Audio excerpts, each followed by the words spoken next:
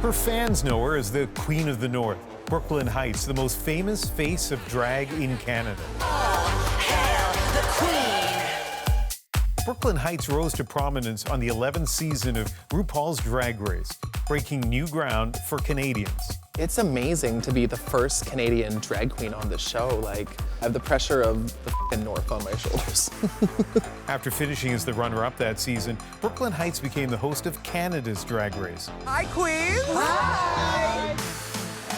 Off stage, Brooke Lynn is actually Brock Hayhoe. He grew up in Toronto in an ultra-conservative, deeply religious family, a kid who loved to dance and went on to train at Canada's National Ballet School. But Brock's life was transformed when he discovered drag, now fulfilling a dream with a larger-than-life alter ego, Brooke Lynn Hytes.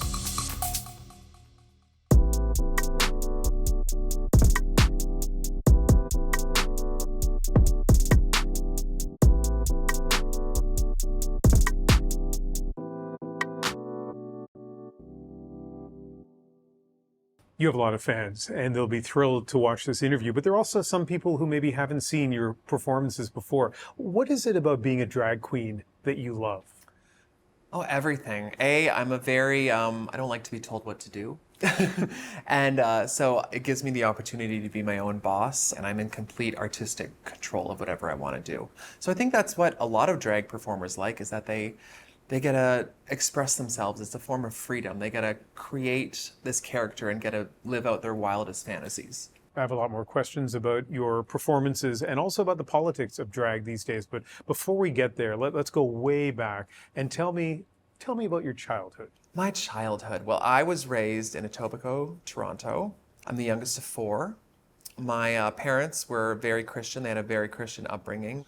And there's not really a lot of artistic people in my family in the way that I am. So it was hard. I was just different, you know? Like, and I really stuck out like a sore thumb. I loved playing with dolls. I was effeminate, all of these things. And I felt a lot of shame, and I was shamed a lot. And I remember very specifically one time we were at my grandmother's house and we were playing dress up or some play or something. And I remember my aunt grabbing me and goes, "You were a boy, you were not a girl."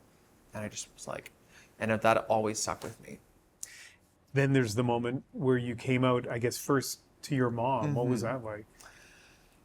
It was fine. I mean, at that point I was like, it's been 18 years. Like, you've been with me for 18 years. You have to have some inkling. And I'm sure she did. But we were in the kitchen and we were looking at the Toronto Star, and there was a picture of two men in silver booty shorts and angel wings kissing. And we were talking about pride, and I knew it was coming. We were just kind of like progressing to the question. And she was very quietly, she was like, "So do you think you're gay?" And I was like, "Yeah, I am."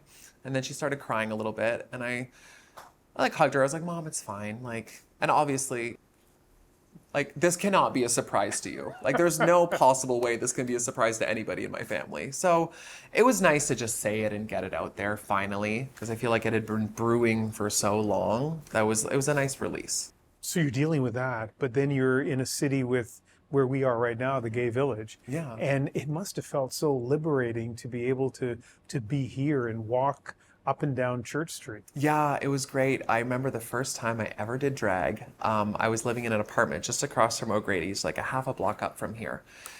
And I'll never forget the feeling of walking out of my little studio apartment in my jeans and heels, no wig on, by the way, and walking out the door and everyone looking at me, and walking down the street and walking into this bar. And I just felt like this rush. I felt so brave, and I was like, I can't believe I just did that.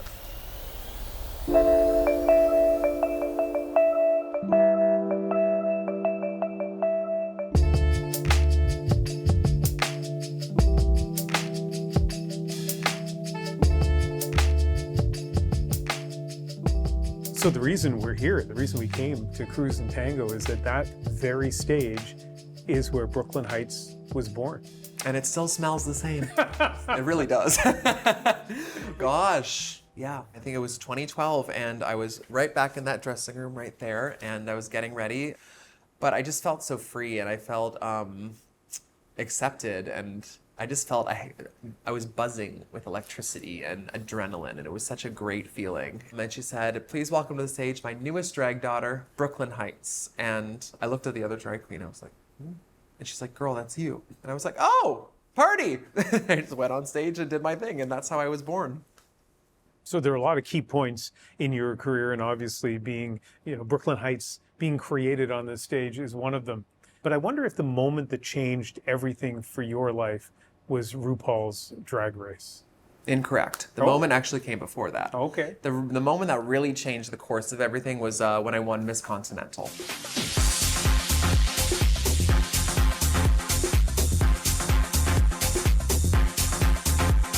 And that's probably the biggest female impersonation pageant in the world. And it's like the creme de la creme. It's like the best thing before RuPaul's Drag Race. It was the biggest thing you could win, and I won. And that's what really changed everything for me. That's what really got me on the drag map. Let's bring out your new winner, 13, Brooke Lynn Hytes.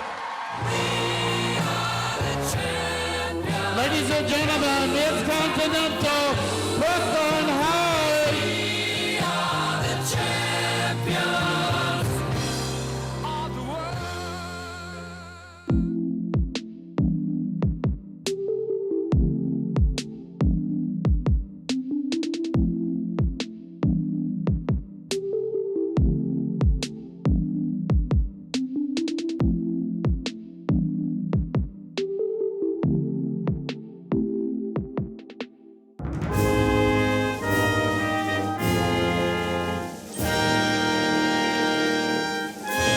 Never fear.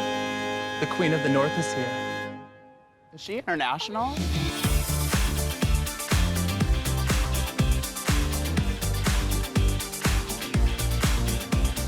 It was a big moment, yes. It's the biggest platform in the world for drag. It's a global platform. And that was the real game changer that really kind of put me on a different level. And you literally wowed the judges. Brooke Lynn Hytes. All right, Pam Queer. Oh, My God! So I came out and I walked down the runway and I flipped the poncho up. I basically flipped it over my head and the wig came off at the same time. It was this really cool reveal. And I'll never forget it. It's ingrained in my head forever. And I walked and Ruth just went, and all the judges were just like gagging. oh, My God! Guess blondes really do have more fun. Oh, yes. She went from Crooklyn to Brooklyn. I mean, just watching you tell this story, I feel like you were, maybe still are, living the dream. Absolutely. I can't believe it. I'm so grateful for what I get to do. It makes me a little bit teary because I can't believe I get to wake up every day and this is my life. And it's hard sometimes. I think any job, you probably don't like doing your job all the time, but you love it. Mm-hmm. But some days you wake up and it's hard. I struggle with anxiety and it's a constant. I think a lot of entertainers can relate to this. It's there's no stability in the entertainment industry whatsoever. And that's terrifying. But I always forget to come back to gratitude, to take a minute and just think about what you get to do and the opportunities I've had. And everything is really opened up for me since that show. And I'm so lucky.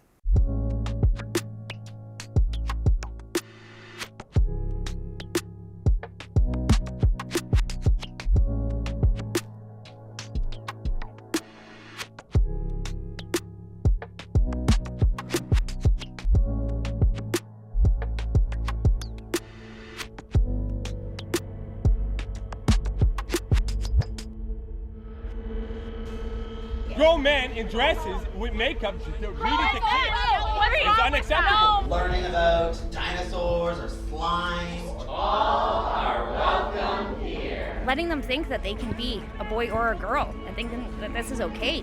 If adults want to do this at 18, it's fine. But do you think a 5 or 6-year-old need to be around this? let's talk about politics. I mean, this is a strange time, and so there are angry protests about drag queens who are reading at libraries, for example. It's happening in the States, but I think it's happening in Canada as well. And so as you watch that, how do you feel about it? I'm exhausted. Queer people are exhausted. We just want to be able to exist. We just want, I don't even want to have a Pride Month. You know, like I just want to be integrated into society like a normal person and not have to have a month to remind everyone that we're queer and we're here. So it's exhausting. And I think every minority group can relate to that. We're just tired of fighting. We're tired of having to explain why we should be treated like normal human beings. And if you don't want your child to go to Drag Queen Story Hour, don't take them to Drag Queen Story Hour. Let parents parent their child how they want to. And they're not hurting anybody. They're teaching them how to be well-rounded, cultured, accepting individuals. That's all it is, you know? So one of the contestants in Canada's Drag Race has gotten some hate online, been called a pedophile. Like, what about that link that people make between being a drag performer and somehow linking that to being a pedophile? It's just mind-blowing. Yeah. I mean, first of all, like, I don't even know where to start with that. Like the whole grooming thing, I'm like, maybe we're grooming them to be loving, accepting individuals. And if that's what we're doing, I'm 100% okay with that.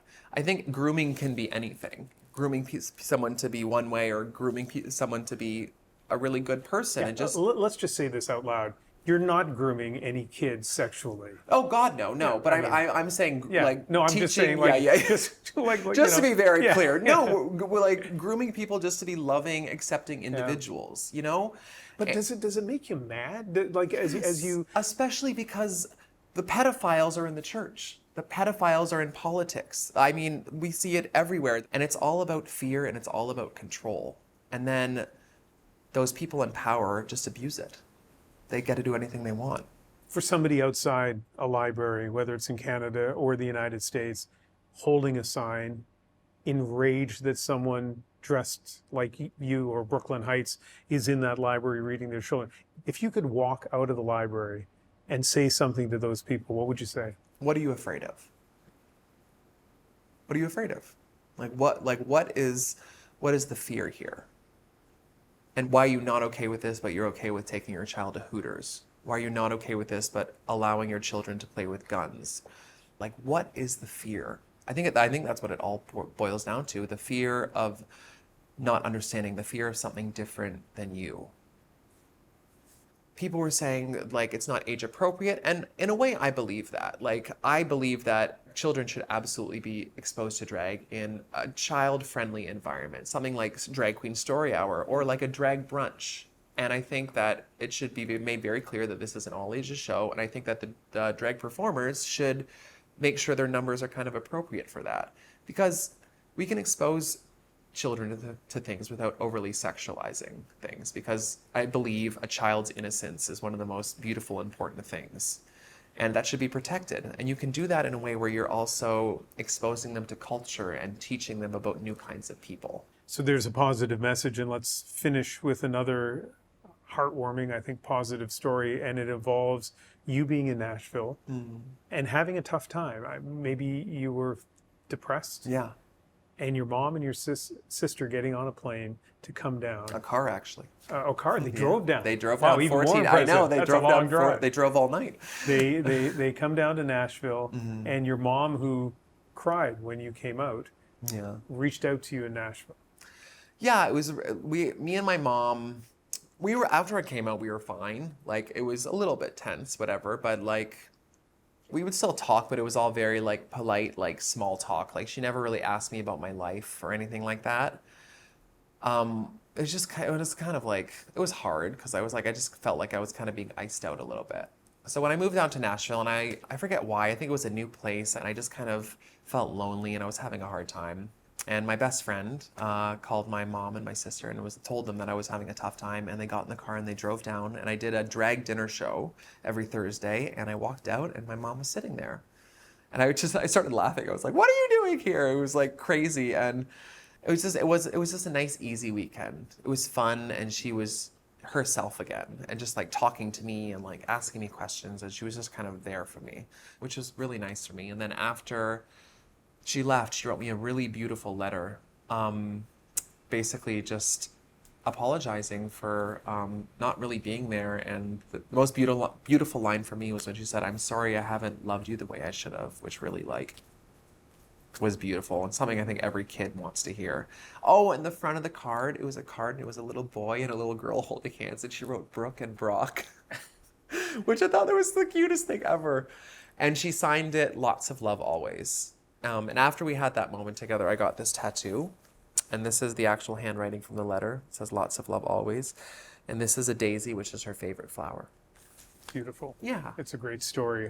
Let's finish with this. For somebody who's never seen a drag performance, who watches some of the footage that they've seen in this interview and still feel like that is such a foreign world, it's such a, I can't relate to that. What would you say to them? You don't have to relate to it. I mean, it's fun. Drag is all about joy. The purpose of drag is to spread joy and spread happiness. That's what we're here to do. So I feel like there's something in drag for everybody. And if you just go into it with an open mind and have fun, and maybe you don't like it, and that's okay. But we're still allowed to exist if you don't like it, is the whole thing. Like, you don't have to like us. You don't have to agree with us, but you have to respect us and give us the right to live our lives the way we want.